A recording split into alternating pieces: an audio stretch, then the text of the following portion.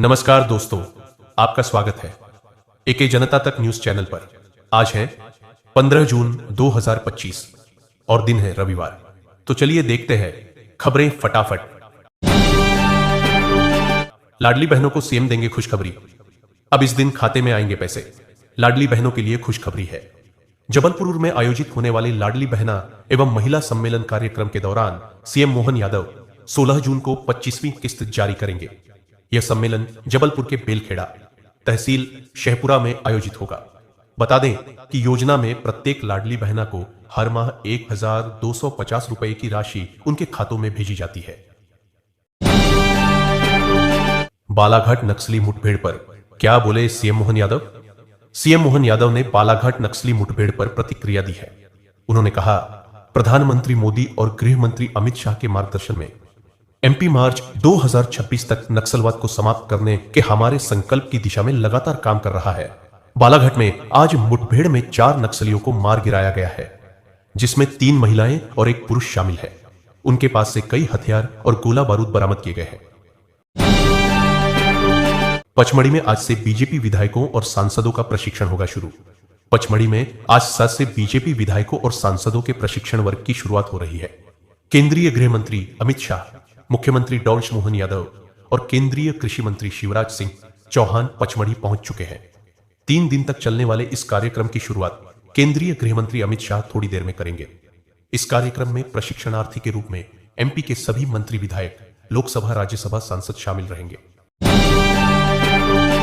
समर्थन मूल्य पर मूंग उड़द खरीदेगी मोहन सरकार। इस दिन से रजिस्ट्रेशन।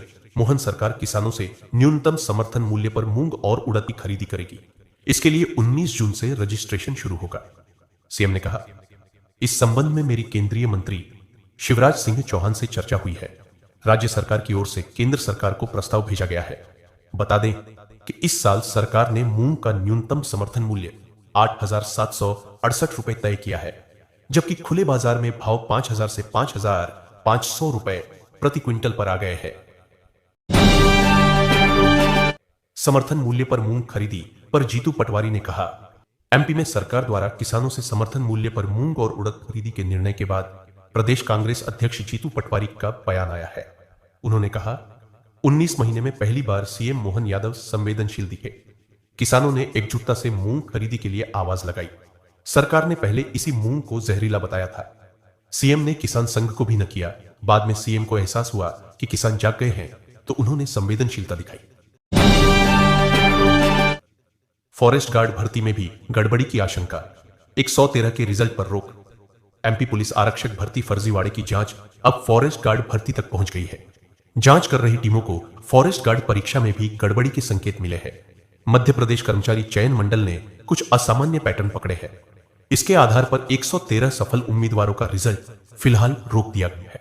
बता दें कि 2022 में वन विभाग ने 1670 वन रक्षक और क्षेत्र रक्षक कार्यपालिक पदों के लिए भर्ती निकाली थी। पार्षद उपचुनाव की तारीखों का ऐलान। मध्य प्रदेश राज्य निर्वाचन आयोग ने पार्षद उपचुनाव की तारीखों का ऐलान कर दिया है। प्रदेश के 9 नगरीय निकायों में पार्षद उपचुनाव के लिए 7 जुलाई को मतदान होगा। नामांकन 16 जून से शुरू होगा और 23 जून तक पत्र लिए जाएंगे। 26 जून नाम वापस लेने की अंतिम तारीख निर्धारित की गई है। वहीं 10 जुलाई की सुबह 9 बजे से वोटों की गिनती शुरू होगी। इसी दिन परिणाम घोषित किए जाएंगे। एमपी के कलाकारों को मिलेगा वैश्विक मंच। एमपी सरकार ने फ्रांस के साथ बड़ा समझौता किया है। इस समझौते से प्रदेश की संस्कृति को अब वैश्विक मंच पर पहचान मिलेगा। यह समझौता 3 साल के लिए हुआ है। एमओयू साइन के बाद सांस्कृतिक कार्यक्रमों का आयोजन संयुक्त रूप से होगा। सीएम मोहन यादव ने कहा कि प्रदेश के कलाकारों को वैश्विक मंच मिलेगा। प्रदेश में फ्रांस और यूरोप से आने वाले पर्यटकों की संख्या भी बढ़ेगी। सीएम अगले महीने फ्रांस दौरे पर भी जा सकते हैं। टेक्सटाइल हब बनेगा इंदौर। हजारों लोगों को मिलेगा रोजगार। इंदौर के बूढ़ी बरलई इलाके में अरविंद ग्रुप और नोइज ग्रुप को फैक्ट्री लगाने के लिए 12 और 12.5 हेक्टेयर जमीन दी गई है। दोनों कंपनियों का कुल निवेश 584 करोड़ रुपए होगा, जिससे लगभग 12,000 लोगों को रोजगार मिलेगा। अरविंद ग्रुप सालाना 60 लाख कपड़े बनाएगा, जबकि नोइज ग्रुप स्वेटर, डेनिम और जूते चप्पल तैयार करेगा। टेक्सटाइल हब में कर्मचारियों के लिए मकान, अस्पताल जैसी सभी सुविधाएं भी विकसित की जाएंगी। एमपी बोर्ड 17 जून से 10वीं 12वीं की द्वितीय परीक्षा। एमपी बोर्ड की 10वीं 12वीं की द्वितीय परीक्षा 17 जून से शुरू होगी। यह परीक्षा पहली परीक्षा में फेल या गैरहाजिर रहे विद्यार्थियों के लिए है। उत्तीर्ण विद्यार्थी भी श्रेणी सुधार के लिए इस परीक्षा में शामिल हो सकते हैं।